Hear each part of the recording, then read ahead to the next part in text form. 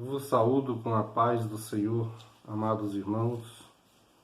Voltamos a apresentar mais um comentário a respeito da Escola Bíblica Dominical deste próximo domingo, dia 30 de junho, a lição de número 13, o sacerdócio celestial. A lição deste trimestre tem trabalhado com o tema o tabernáculo, símbolo da obra redentora de Cristo. Então, nossas lições bíblicas têm sido uma bênção. E quem não participa da escola bíblica dominical está perdendo muito, porque são ensinamentos profundos que nossos professores, da CPAD têm enviado a toda a Assembleia de Deus neste país. Então vemos aqui a nossa introdução que diz: o apóstolo Paulo escreveu que as festas e dieta e os dias sagrados são sombra das coisas futuras. Então, as dietas e os dias sagrados são sombra das coisas futuras. O autor aos Hebreus reafirma que a lei era a sombra dos bens futuros e não a imagem exata das coisas. Nós não temos aqui um tempo para falar de algumas cerimônias de Israel, e nem tampouco de dias que eram chamados de dias de se fazerem festas e se consagrarem, porque eram dias e festas cerimoniais, E para cada assunto vai uma aula, um tempo que percorre e toma o tempo de uma aula. Então, como o nosso assunto é voltado aqui para o sacerdócio celestial e que é Cristo, então parte para um tema já diferente, porque o tema vai envolver o sacerdócio de Cristo como sacerdote celestial e avança para o envolvimento também da vida da igreja, cada crente. Aí nós temos os conceitos de Paulo e de Pedro, que vai falar deste sacerdócio. Se fôssemos aqui parar, como no caso do dia do sábado, que está envolvido no mandamento, no quarto mandamento, onde algumas denominações evangélicas e também seitas judaicas vivem a tomar esse mandamento e querer com isto lançar uma confusão na mente da igreja protestante, que no sentido geral e maior, a igreja protestante apela para o sentido de que, através de Cristo e dos ensinamentos apostólicos, não temos comprometimento com a guarda do sábado. Só resumindo, o versículo de Salmo 119, versículo 5. Lâmpada para os meus pés é a tua palavra e luz para os meus caminhos. Só com este versículo nós vamos entender o que é mandamento e que compromete a igreja e aquilo que se comprometeu com apenas Israel, Porque mandamentos são 10, estatutos mais de 613. Mas é bom lembrar que cumprindo cada mandamento envolvia o cumprimento dos estatutos. Não tinha como observar mandamento e não cumprir os estatutos. Isso entra na guarda do sábado. Falar um pouquinho só do sábado aqui. O sábado, o sétimo dia, cumprir ele seria muito fácil. Ficar um sétimo dia da semana descansando, abster de fazer qualquer coisa, isso seria muito fácil. E não seria isso que Deus estava mandando Israel fazer. Tinha os estatutos do sábado. No sétimo ano, ficar um ano inteiro sem trabalhar na terra. A sementeira da terra produzia por si só. Quem era dono da sementeira? Ninguém era dono, porque se tratava de um ano completo, descansando a terra e descansando o homem. E a cada 7 anos isso repetia. Se um hebreu tivesse um escravo, no 7º ano ele seria devolvido à sua vida de origem, na sua família. A cada 50 anos vinha o jubileu. Tudo isso é estatutos relacionados ao sábado. Então, para se dizer que guarda o sábado,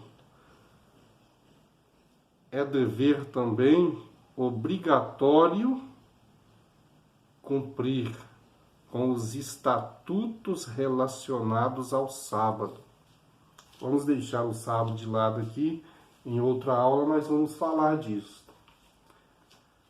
Então, aqui, o sacerdócio celestial tem um único sumo sacerdote. Então, Cristo. A palavra vai apresentar Cristo dizendo, a palavra apresenta Cristo dizendo, não há em cima nos céus e nem embaixo na terra, nenhum outro pelo qual devamos ser salvos. Não há um outro nome dado, a não ser pelo nome de Jesus Cristo.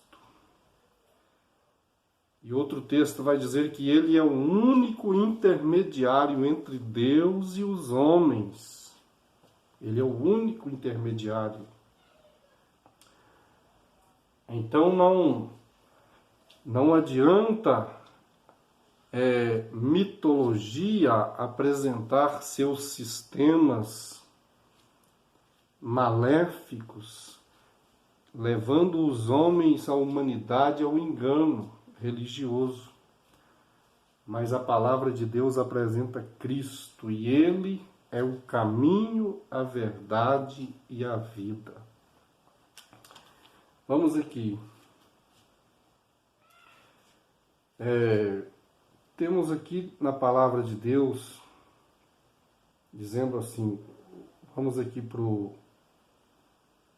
segundo item desse primeiro ponto, o sacerdócio coletivo dos cristãos. Por outro lado, segundo o ensino do Novo Testamento, todo crente, sem distinção, faz parte do sacerdócio real. Por meio de Jesus Cristo, podemos oferecer sacrifícios espirituais. Acerca disso, o apóstolo Pedro escreveu que os crentes representam um corpo sacerdotal em Jesus Cristo. Como oferecer sacrifício? Se somos de um sacerdócio, aí quando olhamos para o sacerdócio da antiga aliança, nós vemos que para cada classificação de sacrifício, tinha uma oferta. Era um boi, ou era um bode, ou era uma cabra, ou era um pombinho ou um par de rolas. E aí o sacerdote matava aquele animal e aspergia o sangue no altar do sacrifício. E parte daquele animal era queimado no altar e parte queimado fora do altar, fora do arraial. Então, na nova aliança, nós aprendemos que o sacrifício de cada um se trata da sua própria vida no altar. Quando Paulo fala no capítulo 12 de Romanos, ele diz: rogo-vos, pois, irmãos, pela compaixão de Deus, que apresenteis o vosso corpo e não vos conformeis com este mundo, mas transformai na renovação do vosso entendimento, e que apresenteis o vosso corpo como sacrifício vivo, santo e agradável a Deus, que é o vosso culto racional. Não é o vosso culto cerimonial, mas se trata de culto racional. Isso fala de viver todo dia, todo momento, pensando em Cristo, agindo como cristão, se dentro da igreja ou se fora da igreja, no caminho para a empresa, para o trabalho, onde estiver.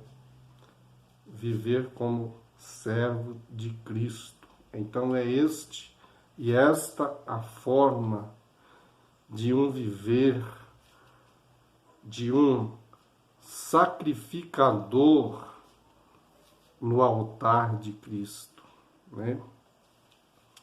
Então, Pedro continua dizendo que, como sendo participantes deste sacerdócio, aí somos edificados como pedras vivas. E isso já é abrangente aqui na nossa lição, no comentário do segundo ponto, que nós vamos aqui resumindo a nossa lição, porque senão o assunto vai gerando mais assunto e é um tema que exige mais explicação e o nosso tempo tem que ser mais resumido aqui. E cada professor na sua classe, né, examina cada versículo e leva para a sua classe. E se você não é professor, mas que participa desse vídeo, leve cada versículo, medite em cada versículo, porque isto é muito bom para o nosso aprendizado. Eu quero ainda comentar aqui no ponto 2, o sacerdócio universal da Igreja. Uma doutrina bíblica fundamentada na pedra que é Cristo. Ao longo da Escritura encontramos várias porções a respeito da pedra que é Cristo. No Novo Testamento, por exemplo, vemos tanto o apóstolo Paulo quanto Pedro citarem Isaías 28:16, ambos afirmam mediante o Espírito Santo que Cristo é a pedra. Em Efésios 2, versículo 20, está ratificado que Jesus Cristo é a principal pedra da esquina. Assim, podemos afirmar que o sacerdócio universal dos crentes, em primeiro lugar, está fundamentado na pedra que é Cristo Jesus, nosso sumo sacerdote. O texto da palavra de Deus, que quando Jesus é interrogado por uma classe dos ministros de Israel, ali foi apresentado a Jesus os anciãos, os escribas e os doutores da lei. E eles fizeram uma pergunta para Jesus, dizendo: com que autoridade fazes essas coisas? Com que autoridade? Essa pergunta tinha uma certa maldade, porque a intenção dessa pergunta era envergonhar a Cristo. O pensamento principal desta pergunta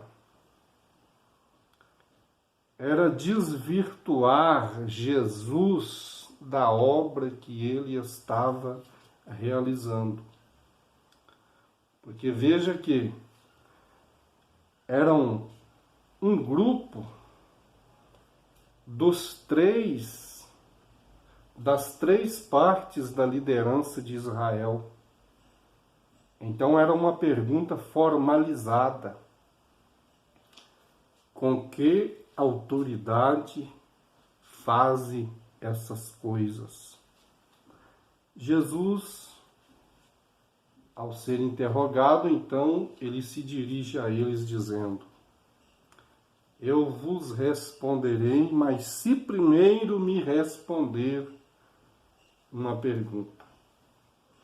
Então Jesus fala para eles: o batismo de João era de Deus ou era dos homens?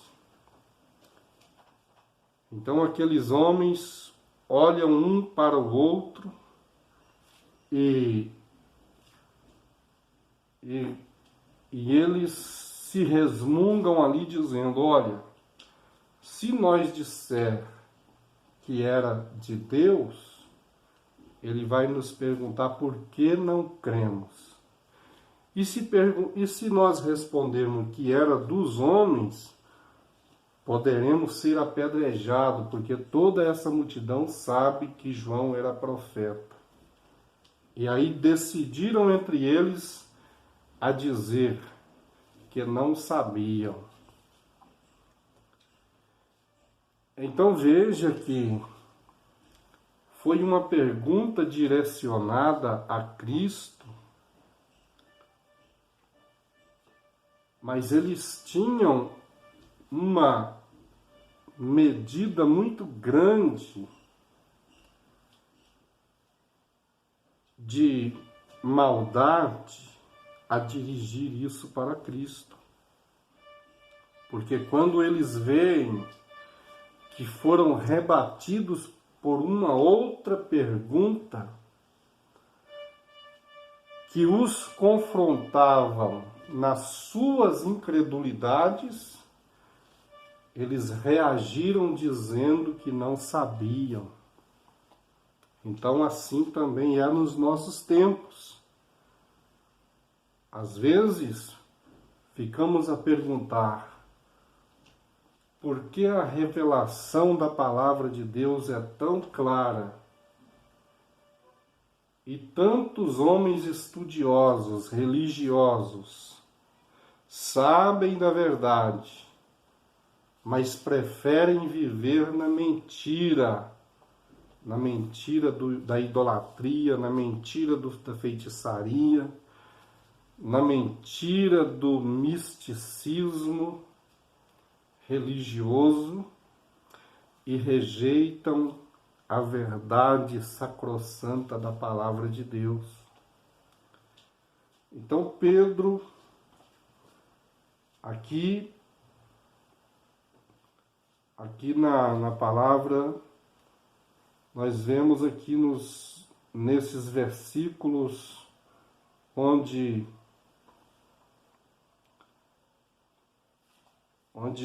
tanto Paulo, escrevendo aos Efésios, como também o profeta Isaías já falou lá no Antigo Testamento. Então a palavra profetizada por Deus apontava para Cristo. E quando ele se manifestou, não foi compreendido por Israel. Mas aí se cumpre, porque ele foi enviado para os seus, mas os seus não o receberam. Mas a todos quantos o aceitarem, dar-se-lhe o direito de ser chamado filhos de Deus. Então ele é a pedra da esquina. Efésios 2, versículo 20, está ratificado que Jesus Cristo é a principal pedra da esquina. Nós colocamos aqui um desenho a respeito disso. O texto bíblico vai estar dizendo que tanto é pedra da esquina quanto pedra angular. Pedra angular é a pedra que ficava no extremo, conforme a linguagem grega. Em grego, ângulo extremo, apontava para a pedra que ficava no ângulo extremo de uma construção. E ao ser realizado essas construções, essa pedra tinha que se posicionar nesse ângulo para dar firmeza a toda a estrutura, tanto da direita quanto a estrutura da esquerda. Quando nós temos aqui a enciclopédia de Champlin, PhD, Enciclopédia, Bíblia e Teologia e Filosofia. É o livro de número 5, volume de número 5, na página 157, que diz assim: Cristo ser a pedra de remate, embora a nossa tradução portuguesa diga pedra angular, mas o sentido da palavra grega é ângulo extremo, completando e unindo toda a estrutura. Sem essa pedra não haveria como unir judeus e gentios no edifício espiritual. Então aí fala do texto de Isaías 28:16, e refere às pedras maciças que formavam o templo, simbolizando a presença de Yahvé em todo o seu poder entre o seu povo. Isso é interpretado como profecia messiânica em Romanos capítulo 9, 33 e 1 Pedro 2, versículo 6, como também Isaías 8, 14. Nós observamos que, conforme Champlin, essa pedra da esquina, ela servia para fazer a junção das paredes da grande construção. A parede que estava para a direita quanto para a esquerda, então ela ficava no canto para suportar o peso e também servir como base. Então a pedra da esquina tinha esse valor na construção antiga, como também a pedra angular, porque ela ela comportava o peso da construção das paredes, da laje, como também das laterais. Então, por isso, pedra que ficava no ângulo extremo. Tinha que ser pedra maciça, pedra que tinha que ser analisada. como também a pedra da esquina. Ambas as pedras tinham o mesmo valor. Então Champlin diz que para fazer a união do povo de Israel com o povo gentil, então essa metáfora tinha esse pensamento, né, de significados. Então, nós vemos que para dar início à sua igreja, Jesus chama e capacita 12 homens. E esses 12 homens foram tirados de dentro da nação de Israel. Ali não tinha grego, eram homens que procederam de Israel. Então tinha que ser 12, por causa das 12 tribos. E estes 12 homens, eles são capacitados a entenderem as profecias a ponto de crer. E como Pedro disse, tu és o Cristo, o Filho do Deus vivo. E quando vai crescendo, aprendendo com Cristo no decorrer daqueles 3 anos e meio, eles percebem que viviam em um tempo onde, pelas Escrituras, fazia parte daquela palavra da plenitude dos tempos, quando a velha aliança estava terminando e começando uma nova aliança, também chamada de Novo Testamento. Então tinha que fazer essa junção. O serviço desta pedra era comportar o peso da aliança antiga, como também o peso da nova aliança que começava ali. Então é por isso que quando ele morre no Calvário, ele fala, tudo está consumado. Ele cumpriu em si. Ele cumpriu cada detalhe da lei. Nós vemos esse trabalho também sendo apresentado nessa forma de junção que é entendida por Champlin e que, como leitor da palavra, podemos concordar com Champlin, da mesma forma que esta junção acontece aqui, na construção desse grande edifício espiritual, chamado de igreja, que teve envolvimento de homens de Israel. A igreja crê nas palavras proféticas do ministério dos profetas. A igreja compreende que a lei serviu como aio. É isto que Paulo ensina na sua doutrina para a igreja. E ele passa para a igreja aquilo que ele recebeu do Senhor. Paulo, quando vai explicar para a igreja, ele está ensinando aquilo que ele havia recebido do Senhor. Ele deixou escrito em seus ensinamentos.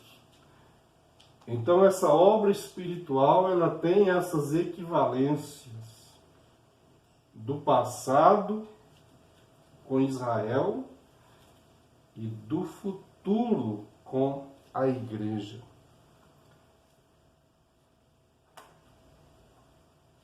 E em Romanos, no capítulo 11, versículo 17, nós temos aquele assunto do zambujeiro.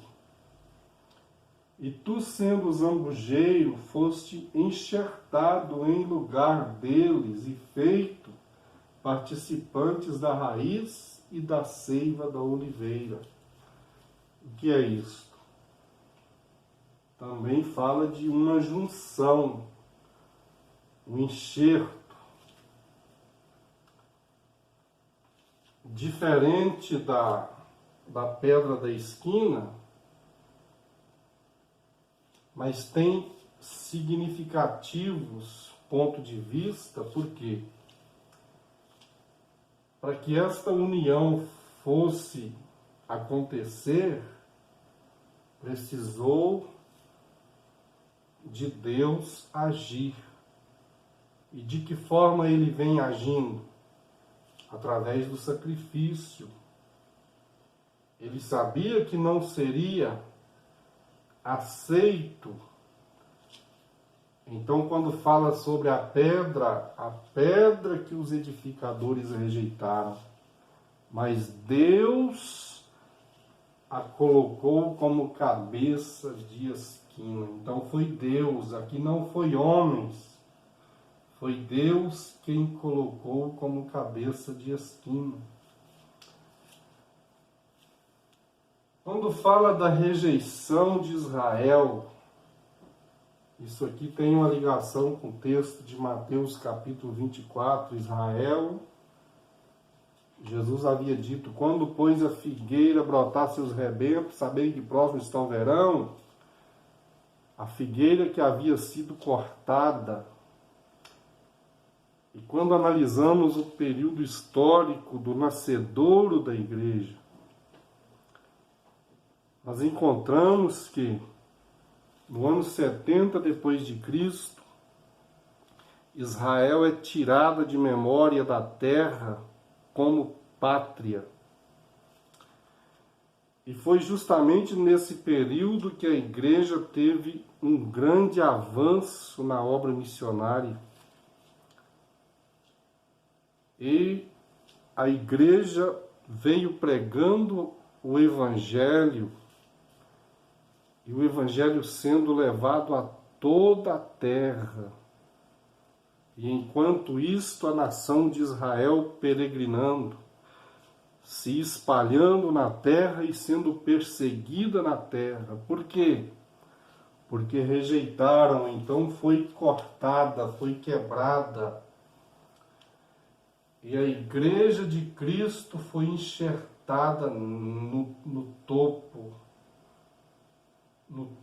da figueira. Foi enxertada aqui no topo, não diz, no toco que restou, né?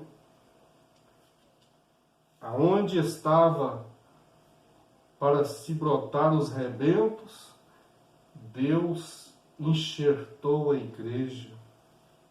Então, quando Paulo fala desses mistérios, a igreja tem as suas raízes, mas é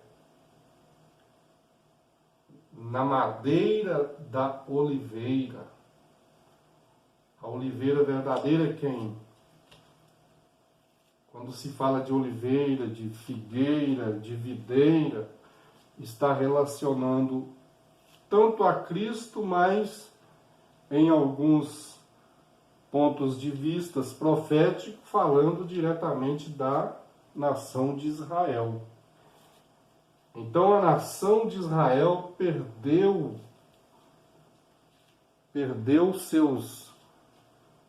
seu direito de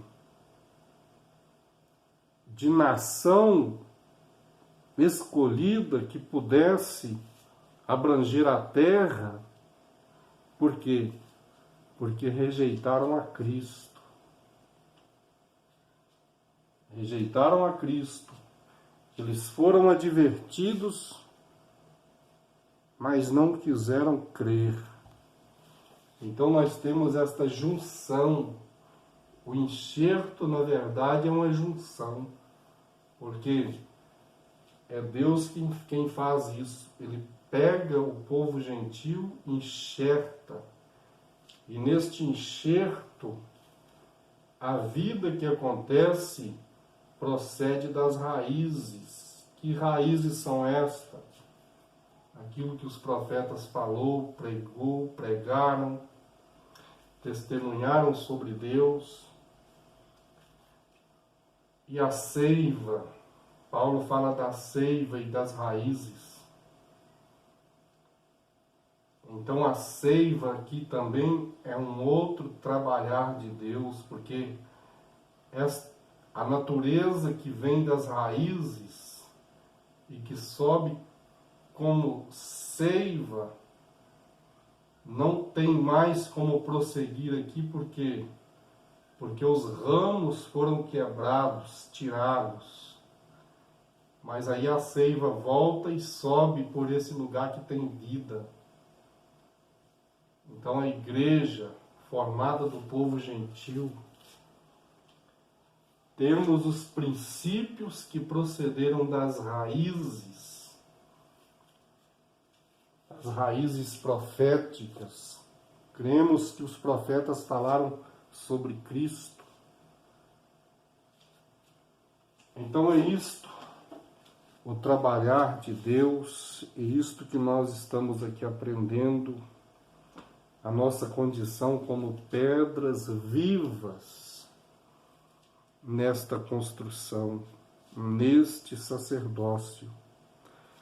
Então que Deus em Cristo Jesus continue abençoando.